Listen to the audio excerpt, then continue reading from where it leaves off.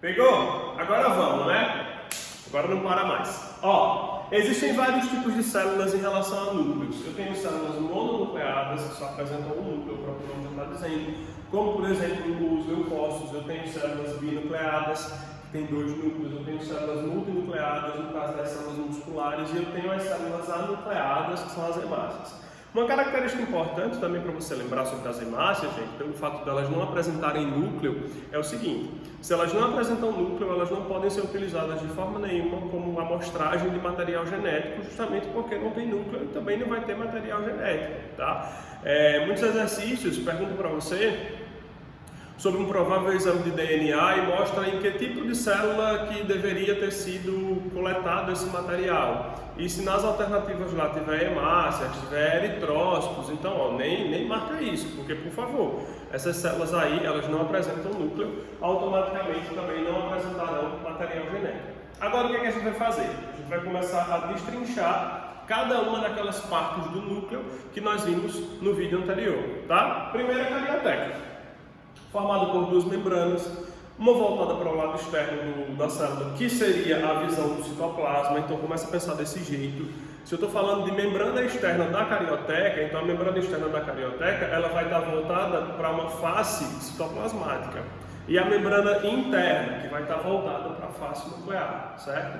No meio dessas membranas tem um espaço, e o nome desse espaço é chamado de espaço perinuclear, que é exatamente a regiãozinha que vai ter delimitando uma membrana externa de uma membrana interna, espaço perinuclear. A membrana externa, como a gente já viu, ela vai estar em contato direto com o retículo rugoso e vai apresentar os poros, como nós já comentamos. Essa imagem é aquela mesma do outro slide, só que um pouquinho mais definida para você em relação a poros. Tá? Essa imagem ela mostra para você claramente os poros da carioteca, por onde vão passar aí elementos, principalmente moléculas de RNA mensageiro, que a gente já estudou em aulas anteriores. Ok? Os poros da carioteca, como a gente já está vendo aqui, ó, os poros da carioteca, eles vão existir em forma de abertura, que vai funcionar como uma válvula, se abrindo para a passagem de diferentes moléculas. Obviamente, o poro da carioteca, como a gente comentou, ele vai estar sempre em contato com o retículo rugoso para que haja a passagem de RNA mensageiro. Atrás dessa carioteca, por trás da lamela interna, da membrana interna, na verdade, você vai encontrar essa região intermediária, que é o nucleoplasma. O nucleoplasma é um fluido, ele é bem parecido com a definição de citoplasma, por isso que o nome também parece, tá? O nucleoplasma é um fluido e esse fluido é constituído basicamente de água e proteínas. E essas proteínas, elas vão estar, obviamente, organizadas, porque dentro do nucleoplasma é que vai existir a presença da cromatina. E essa cromatina seria exatamente os cromossomos em si, como a gente acabou de ver na aula anterior. A cromatina é exatamente um monte de cromossomos, o nosso material genético, nossos cromossomos, todo o nosso DNA vai estar espalhado aí nessa cromatina, certo? Nadando no nucleoplasma. Então, calma, entende. Vamos fazer um 3D do núcleo aqui na tua cabeça. Eu tenho a membrana externa, que é a carioteca. Essa membrana ela tem uma face voltada para o retículo rugoso e uma face voltada para o nucleoplasma. No meio dessas membranas existe um espaço. O nome desse espaço é espaço perinuclear. Essas membranas apresentam poros por onde vão haver passagem de substâncias, sempre em contato com o retículo rugoso. Fechou? Tudo certo. Volta para dentro da célula, volta para dentro do núcleo. Por trás dessa lamela interna você vai ter uma piscina. Você vai ter aí uma região de água e proteínas, onde nadarão algumas estruturas. Quem seriam essas estruturas? Os cromossomos, formando o que nós conhecemos como cromatina, tá? Se esses cromossomos eles estiverem mais condensados, ou seja, estiverem mais grossos, eu estou falando de heterocromatina, uma região mais visível, você vai conseguir visualizar daqui a pouco. Se esses cromossomos eles estiverem menos condensados, eu estou falando de eucromatina, certo? Ó, para assinalar a diferença entre os dois tipos de cromatina, foi criado o termo heterocromatina, em que se refere à cromatina a cromatina mais densamente enrolada, ou seja, o cromossomo está mais condensado, e o restante, que não vai estar tão condensado assim, vai ser a eucromatina, certo? Olha que imagem legal. Deixa eu mostrar ela aqui para vocês, deixa eu ver se eu acho. Acho que está mais para frente. A gente vê daqui a pouco, tá? O que é importante você entender? O RNA fabricado nessa região aqui é o RNA mensageiro, que a gente já viu também em aulas anteriores. As duas variedades de cromatina procedem diferentemente de acordo com o momento da vida da célula. Isso que é legal, que eu queria que vocês entendessem. Era aí que eu queria chegar. As duas cromatinas, tanto a heterocromatina quanto a eucromatina, elas vão ser ativas em fases diferentes da vida da célula. Como assim, FM? Não entendi. Você vai entender agora. A heterocromatina, que é a cromatina mais condensada, ela vai ser ativa durante a intérfase. Lá no ciclo celular, que é um assunto que a gente vai ver daqui a pouco. O que é a intérfase? A intérfase é um período em que a célula não está se dividindo. E qual é a grande característica da intérfase? A grande característica da intérfase é que durante ela, os cromossomos eles passam por uma fase de duplicação. Lembra? Segundo a fase S, que é a fase da intérfase, um tempo médio de 10 horas, que é o que se diz na biologia em si, mas cada célula tem um tempo diferente, a uma média de 10 horas, durante a intérfase, que é um período em que a célula não está se dividindo e que algumas pessoas diziam antigamente que era um período em que a célula não fazia nada, os cromossomos eles sofrem um processo de duplicação. Então, como eles estão se duplicando, eles estão se condensando. Quando eles estão se condensando, como é que eu chamo essa cromatina? Heterocromatina. A eucromatina, ela vai ser muito importante durante a mitose. Na eucromatina, esses cromossomos já vão ter sido condensados e agora eles vão fazer o quê? Eles vão apenas se dividir para que haja aí uma descondensação dessa cromatina. Fechou? Mas nós temos dentro da nossa célula as duas, tanto a hetero quanto a eu. Claro, elas vão variando de atividade durante o período de vida da própria célula. Beleza? Ok. Uma coisa importante que a gente deve falar também é sobre a cromatina sexual. Se vocês tiverem dúvidas, calma, no Instagram a gente vai fazer a live, vamos retirar dúvidas de vocês, vamos responder questões, vamos debater. Infelizmente essa interação agora ela tem que ser meio quebrada, né? Eu gravo a aula, vocês assistem, depois a gente vai para o Instagram, depois a gente vai para o WhatsApp. Mas enfim, o importante é que o conhecimento ele se dê de uma forma completa para vocês, tá certo? Vamos que vamos, o que é que a gente fala agora? Falaremos um pouquinho sobre cromatina sexual. Já que a gente está falando de cromatina, a cromatina sexual é uma regiãozinha de toda a cromatina que define o sexo do indivíduo, tá? Nós temos cromossomos X e nós temos cromossomos Y. Isso espalhado pelos gametas. Você já conhece? A gente já revisou isso também em aulas anteriores. Se for fêmea, XX. Se for macho, XY. Lembrem que os machos, eles são heterogaméticos, ou seja, eu tenho condição de fabricar gametas X e gametas Y. Eu fabrico espermatozoides X e espermatozoides Y. A fêmea, ela só consegue fabricar óvulos X. Isso quer dizer que os machos são heterogaméticos e as fêmeas são mono ou homogaméticas. Só que aí tem uma questão importante. Quem define o sexo do indivíduo? O homem, por conta do encontro do espermatozoide com o óvulo, já que a mulher só libera ovócitos X. E o homem libera espermatozoides X e Y. Aquele chegar primeiro vai definir o sexo de um futuro indivíduo. Só que é importante a gente falar um pouquinho disso aqui, ó. As mulheres, elas apresentam um negocinho chamado de corpúsculo de Barr. E o que é corpúsculo de Barr? O corpúsculo de Barr é o seguinte, é uma inativação natural, prestem bastante atenção nisso, é uma inativação natural do cromossomo X devido a ela ter uma duplicidade de X.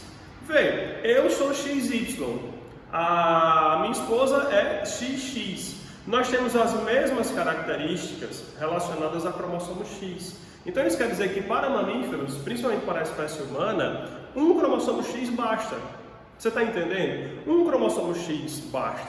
Só que as mulheres elas têm dois, XX. Então o que acontece? Elas têm de maneira natural uma inativação de um desses cromossomos X por uma questão de manter o padrão da espécie. Certo? Sem que haja nenhum conflito, sem que haja nenhuma alteração, sem que haja mutação. Nada disso até altera a estrutura corpórea, fisiológica, anatômica do corpo desse mamífero do sexo feminino. Só que no caso delas, elas só vão ter ativas um cromossomo X, que pode ser o cromossomo X herdado de qualquer um dos dois indivíduos paternos, porque essa mãe ela pode ganhar um cromossomo X do pai e essa mãe ela pode ganhar um cromossomo X da mãe. Como assim, FM? Não entendi, pessoal. Quando o espermatozoide vem, ele pode vir X, perfeito? O ovócito vem sempre X. Então o que acontece? A mulher ela vai ganhar um cromossomo X do pai e um cromossomo X da mãe. Por conta do corpúsculo de Barr e ela ser XX, um desses dois cromossomos aqui, eles podem sofrer a inativação. Nesse caso, eu inativei o cromossomo que veio da mãe, mas poderia, sem problema nenhum, inativar o cromossomo que veio do pai. E isso não altera em absolutamente nada. Mas o que é importante você saber, os homens não possuem cromatina sexual. O homem vai possuir um cromossomo X normal e ele vai possuir um outro cromossomo chamado de cromossomo Y, que vai definir as suas espécies. Então, qual seria a grande definição de um corpúsculo de Barr? O corpúsculo de Barr é a inativação de maneira natural de um cromossomo X que vai fazer com que as características se mantenham, porque para a gente só é necessário um cromossomo X, tá bom? E se houver uma aneuploidia ou uma euploidia, se haver uma síndrome de herança sexual e a pessoa for, por exemplo, XY, aí ela vai ter a inativação de um desses cromossomos X também. Não existe a possibilidade de dois cromossomos X, tá, se manterem cromossomicamente ativos. Sempre vai existir o padrão do corpúsculo de Barr. Beleza? Bom, agora a gente fala um pouquinho sobre o núcleo. O núcleo é uma região da célula bem central, na qual eu vou ter a presença sempre de grãos de RNA ribossômico. Tá? O núcleo vai ser responsável. Cada núcleo é um corpúsculo esférico não membranoso de aspecto esponjoso, e quando o bicho é um microscópio eletrônico, ele é rico. Dentro do núcleo existe grande quantidade de RNA ribossômico. Qual a função de um RNA ribossômico? Cara, fabricar ribossomos. Ribossomos que viajarão para o citoplasma, se apregarão no retículo rugoso ou então ficarão soltos no próprio citoplasma, como a gente já viu. Tá certo? Cada núcleo vai ter a presença de um RNA e esse RNA vai ser produzido a partir do DNA, como a gente já estudou em fenômenos de transcrição. O que é uma transcrição? É quando o DNA se transforma ou se transcreve em um trecho de DNA em uma molécula de RNA. Perfeito? Pronto. Deixa eu mostrar para vocês aqui o núcleo. A gente já viu ele no outro slide. Vou ver se eu acho ele aqui de maneira mais legal. Aqui está o núcleo. Então calma. Vamos fazer aqui uma grande divisão para que fique tudo claro para vocês. Carioteca, quantas membranas? Duas. Uma externa e uma interna. Como chama a região entre as membranas? Lembra? Espaço perinuclear. Show de bola. Poros da carioteca para que haja a movimentação de partículas. Atrás da carioteca quem eu tenho? Nucleoplasma. Nucleoplasma é formado de quê? Por favor, pessoal, água e o que mais? Água e proteínas. Perfeito. Dentro desse nucleoplasma nadam algumas estruturas. Que estruturas? Cromossomos. Se esses cromossomos estiverem bem condensados, eu estou falando de quê? Da heterocromatina, que é muito importante na fase da intérfase, não esquece disso. Se esses cromossomos eles estiverem menos condensados, eu estou falando de quem? Eu estou falando da eucromatina, que é muito visível e muito atuante na fase da divisão celular. Show. Mas uma não impede a outra. Dentro da célula existe a presença das duas. Por favor, não bloqueie a uma porque a outra está agindo, certo? Eu tenho a hetero e eu tenho a eu. Até aqui tudo bem. E dentro dessa região aqui eu tenho o núcleo. O núcleo vai ser responsável por ser rico em RNA ribossômico, que vai ser responsável futuramente por fabricação de ribossomos. Legal, né? Estamos tudo certo? Se tiver dúvida, já sabe. O Instagram, o WhatsApp, a gente vai discutindo, vai debatendo e vai respondendo questões. Todo mundo vai sair daqui sabendo de bastante coisa. Tá certo? Vamos cuidar. Onde é que a gente estava? Aqui. Estávamos no cromossomo. O que é um cromossomo, cara? O cromossomo, na verdade, ele é o conjunto de várias informações genéticas. Eu costumo dizer o seguinte, que é uma gaveta dentro de outra gaveta. Então, dentro do cromossomo, você tem a presença dos genes. E dentro dos genes, você tem a presença do DNA. Então, aqui dentro eu tenho todos os genes. que vão estar expressos ou não, certo? Isso aí vai muito para a genética. Se os genes se expressam, beleza. Se os genes não se expressam, também beleza. Lembra que eu tenho características dominantes e eu tenho características recessivas. Então esse aqui é um gene. E dentro do gene eu tenho a presença da estrutura do meu amigo DNA. O que a gente fala sobre cromossomo para vocês? Vamos falar sobre braços cromossômicos na verdade, tá? Cada braço cromossômico desse vai ser herdado por uma estrutura gamética, então eu tenho cromossomos recebidos do pai e eu tenho cromossomos recebidos da mãe, sempre na mesma combinação. A nossa espécie é formada por um conjunto de 46 cromossomos, sendo 22 autossômicos e um sexual, 23 e 23, no caso 22 simples com mais 22 simples dá 44. Um sexual e outro sexual mais 2, então dá 46, certo? São 23 pares de cromossomos. E é importante você também lembrar, tem no teu módulo, tem no teu material, a classificação cromossômica. Eles são classificados de acordo com a presença e a localização do centrômero, que é um cinturão que prende esses braços, tá? Lembra que esses braços aqui, eles vêm de uma divisão celular. É porque os conteúdos, cara, eles estão sempre interligados. Mas quando a gente for estudar a divisão celular um pouquinho mais para frente, você vai ver o seguinte: existe uma prófase, existe uma metáfase, existe uma anáfase e existe uma telófase. Característica da prófase: destruição geral de tudo, com a condensação anterior dos cromossomos. Característica da metáfase: emparelhamento central dos cromossomos. Lembra dos centríolos, da aula do citoplasma, que eu disse que ele lança o fuso? Então, esse fuso vai ser lançado e aqueles cromossomos que estavam ali separados, aliás, centralizados, todos eles com seus braços prontos, eles vão se quebrar, eles vão se partir, para que haja a fase da anáfase e finalmente a telófase, quando o núcleo se reconstrói. Tá? Então, quando esses braços voltarem a ser duplicados, eles precisam se amarrar. E quem segura essa galera aí é o centrômero. Tá? A posição desse centrômero vai ser importante, porque ele vai definir para você cromossomos metacêntricos, que estão no meio da parada, cromossomos submetacêntricos, que vai estar um pouquinho mais acima, cromossomos aprocêntricos, que vai estar quase lá no topo, e cromossomos telocêntricos. Por favor, eu quero que você dê muita olhada nisso aqui, porque tem muita questão que pergunta para vocês sobre a localização do centrômero, certo? Então existem 4 tipos de classificação cromossômica. Está aqui, ó. Cromossomo e centrossomo, com o meu amigo centríolo, que vai lançar o fuso. Então eu tenho aqui, ó, a presença dos cromossomos com o tal do centrômero, para você não esquecer, tá certo? E automaticamente o fuso mitótico. O fuso mitótico, ele vai ser apegado nessa alça aqui, ó. Existe uma alça entre cada braço cromossomo. E esse raio lançado pelo centríolo, ele vai se apegar exatamente nessa alça, puxando e quebrando e destruindo isso aqui. Tá bom?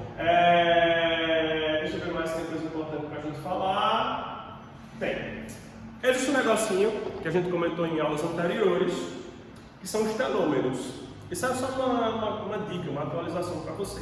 Tá? Os telômeros, eles existem aqui, ó, nas regiões superiores e inferiores dos cromossomos. E se você perceber, isso vai diminuindo ao longo do tempo. Ó, era para ser assim, já diminuiu, era para ser assim, já diminuiu, era para ser assim, já diminuiu. E essa diminuição, ela vai acarretando em morte celular. A célula vai ficando velha e ela termina morrendo. O que acontece hoje? Hoje nós temos um ritmo de vida muito acelerado, por conta de estresse, por conta de ansiedade, de um monte de coisa que a gente tem hoje, e tudo isso termina agindo nos telômeros, fazendo com que as nossas células elas acelerem a vida e a gente termine envelhecendo um pouquinho mais rápido. Tá? Existe uma dica que é o ômega 3, e ele é super importante para a manutenção desses telômeros. E a dica maior, na verdade, é que a gente se exercite corpo e principalmente mente, liberando na corrente sanguínea hormônios do bem. Liberando na corrente sanguínea hormônios que vão nos deixar felizes, para que haja uma desaceleração dessa morte dos telômeros, tá bom? Mas enfim, tudo isso tem a ver com hábitos saudáveis. A gente tem que incluir na nossa dieta substâncias saudáveis, estruturas um pouco mais saudáveis, retirar da nossa vida diária e não do cotidiano de fim de semana, estou falando de vida diária. Retirar do dia a dia as substâncias que nos fazem mal. Eu quero comer uma pizza, eu quero comer isso aqui. Cara, come, agora que isso seja mais espaçado na tua semana, tá? Para que isso não vire a tua alimentação básica, porque você, além de ter um problema de obesidade, você vai ter vários outros problemas que isso vai trazer, inclusive problemas de ordens psicológicas por conta de uma manutenção da estética, isso conta bastante, certo? Então é isso, manter os que nós somos hoje vivos e ativos é importante para que a gente possa ter um prolongamento aí da nossa vida, certo? Eu coloquei aqui uma resenha, realidade, dando um pouco mais de 2 minutos, você sobe uma escada e volta para morrer, então cara, vamos cuidar nessa atividade física aí, tomar sol, vitamina D, super importante, uvas, vinho e amendoim, tudo isso vai ser importante também para poder manter teu metabolismo ativo e exclua da tua vida, aí os nutricionistas vão gostar bastante do que eu vou falar agora, exclua da tua vida estresse, zero estresse, açúcar, se você puder, show de bola, e tudo que te causa inflamação. O que seria essa inflamação? Seriam inflamações relacionadas à má alimentação, mas principalmente inflamações relacionadas a estresse. E que informações seriam essas? Dores, cara. De repente você vai dormir, acorda todo dolorido, parece que eu não dormi, não sei o que, eu tô com dor aqui não sei de onde. Isso é o corpo dando sinal de que ele está no seu limite, tá bom? Então vamos cuidar dos nossos telômeros e vamos aí aproveitar um pouquinho mais a nossa vida. Cara, esse é o cariótipo humano, eu estou quase encerrando essa segunda parte da explicação. Esse é o cariótipo humano, o nosso cariótipo ele tem 46, como você está vendo, cromossomos, com 23 pares, sendo que o 23º é o cromossomo sexual, no caso do XY, tá? E para a gente encerrar isso aqui, é importante falar para você a respeito de genoma. Todo mundo aqui já conhece o genoma, a gente já comentou o genoma em outras oportunidades. O genoma, na verdade, é o estudo do material genético por completo, ele é super importante para você entender a estrutura como um todo, tá? O genoma humano, ele já foi estudado, ele já foi transcrito, ele já foi definido, nós já conhecemos o genoma humano, mas sempre que surge alguma nova estrutura é importante decifrar esse genoma, porque decifrando o genoma você entende como a estrutura funciona e você consegue bloquear ou não esse funcionamento, tá certo? É o que está acontecendo, por exemplo, com o coronavírus. Já se decidiu, na verdade já se estudou o genoma do coronavírus, já se conhece o genoma do coronavírus e está se estudando agora meios de bloqueio de tudo isso. Cara, isso demora um pouquinho, enquanto se demora a gente continua fazendo a nossa parte, mas enfim, o que a gente sabe é que daqui a pouco isso vai ser completamente resolvido, tá bom? Bom, a gente se vê no Instagram e a gente se vê no WhatsApp para que a gente possa aí resolver e debater mais questões. Fechou? Tamo junto, é isso aí.